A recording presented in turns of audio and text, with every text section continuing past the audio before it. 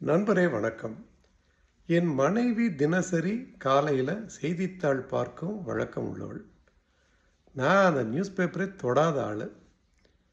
இப்போ ஒரு சமீபத்தில் என் பையன் பெங்களூரில் ஒரு டாக்ஸியில் போயிட்டுருக்கிறான். அவன் என்னோடு செல்ஃபோனில் பேசிகிட்டு இருக்கான். அப்போ என் மனைவி சொல்கிறாங்க, வளவளன்னு பேசாதீங்க, சுருக்கமாக பேசி வைங்க அப்படிங்கிறாங்க. ஏன் அப்படின்னு அதுக்கப்புறம் நான் மெதுவாக கேட்டப்ப, அவன் கர்நாடகாவில் போயிட்டுருக்கிறான். அவன் தமிழில் உங்களோட பேசிக்கிட்டு வர்றான். அங்கே ஏதோ கலவரமாக கிடக்குதுங்கிறாங்க.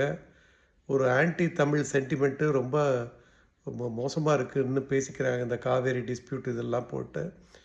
இப்போ போய் நீங்கள் அவனை தமிழில் மணிக்கணக்காக பேசி, அந்த டிரைவர் ஒரு கன்னட தீவிரவாதியாக இருந்து அதனால ஏதாவது பிரச்சனை வந்தால் என்ன செய்கிறதுங்கிறது ஒரு தாயோட ஆழ்ந்த நுணுக்கமான உள்ளத்தின் வெளிப்பாடு.